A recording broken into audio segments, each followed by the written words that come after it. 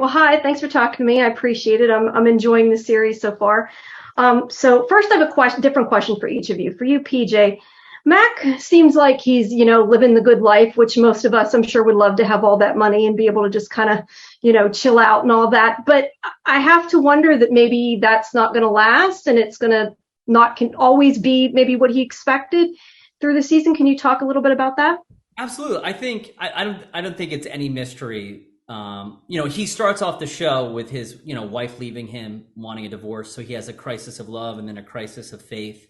And then he's, given all this money and he's going to live a life he's never had a chance to live, if you will. And he's childlike. So everything's like a big red balloon to him. But I think the deeper you get into this character, money and materialism is not the answer. And, we're all, part of this, beautiful spinning rock, and community is so important. And I think he's got to try to find his way back to that.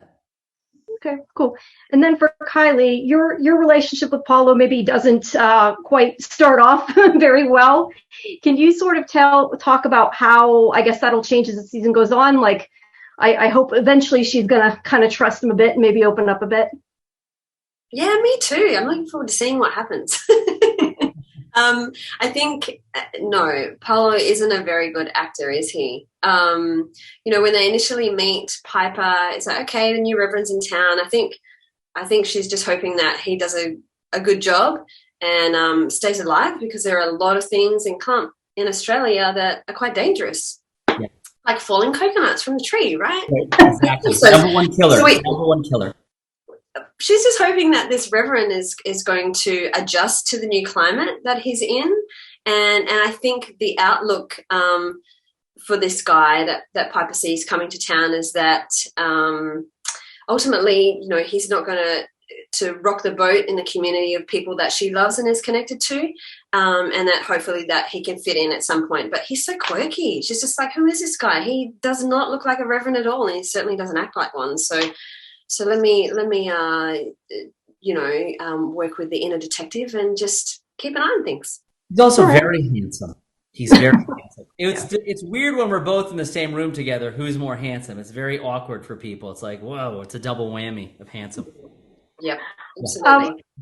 I did want to ask you, PJ, was the scene of the Zumba wedding song thing, was that as fun to film as it looked like it was? Because that was crazy and really funny. You know what? Good question. We actually put that together in 2 days because I was like, you know what? We're having a Zumba scene before, and they wanted to have like another Zumba class. I'm like, it'd be really funny if I just started singing this prayer and they're just gonna dance behind me to the exact beat of this sort of rap prayer. So like in 2 days, they like gave me music that I put over it. We met with a choreographer, and it's just great when people like get behind an idea as a team, and that was sort of, I think that's like the essence of Australia. Anything we came up with, especially Patty, the showrunner, he was always game for anything. And that's, as being someone who likes to be creative and just spontaneous, to have that crew around me is just such a great environment to work in. Well, that was very funny. And I wanted to ask you, for both of you, which is more difficult for you, like the more emotional stuff or the comedy? Oh, comedy comes easy to me. As an Indigenous person, comedy has literally kept us alive. We have had to laugh our way through some pretty crap stuff. So comedy was easy. The hardest stuff for me was definitely like a lot of the I wouldn't say emotional, but the subtext of like emotional, hardship, trying to unravel that, especially with Piper, because she's such a closed book a lot of the time, because she's worked in law. So, she's seen quite a lot of things that don't necessarily make you open to new relationships with people. But she is from Clump. So she knows how to kind of work her way through there. But definitely I loved the comedy. That was my easiest part. What about you, PJ? I mean, personally, just as an actor, I love I always say like the totality of a character. So I like characters that are going to dig into the drama, they're going to dig into the humorous moments and have the heart, that are challenged as a person, because we live that every day in our lives. Comedy for me is very I think you might think it's like sort of natural, but to me, it's very technical and it's a lot of work. And I love coming up with alts and finding things that aren't trite. So there's a lot of time that sort of goes into that. And as far as drama, it's wildly debilitating to me because, I think it's become easier sort of in a horrible way. I'm about to give you a little piece of information. Having children, and a wife I love dearly, to go into these horrible moments. My wife has died so many ways for me to get to places that I had to go. She's had a lot of diseases, a lot of car accidents, and I've lost her a couple times. I'm not going to lie to you in my mind. So they have their own dilemmas, but I sadly love doing it all. I love doing it all. Well, it's good if you love it. Is there anything that the two of you can think of just kind of off the top of your head that you've learned about yourselves since you started working on the show?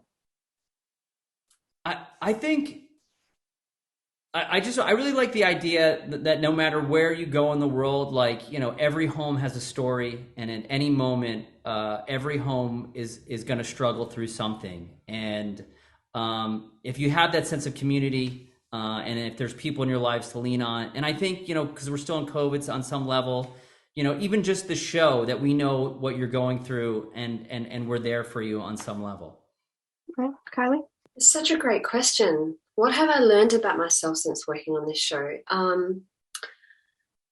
I think I've had quite a lot of things reaffirmed, actually. Just that I love people. I love meeting new people. I love creating characters. I'm refreshing to know that I'm in the right profession for me, being a storyteller. And coming from the ancient art of storytelling, it's something that we have valued for so long, and I just feel incredibly grateful that I get to do this for a job. So I had a lot of reaffirming moments that just a washover of gratitude, really.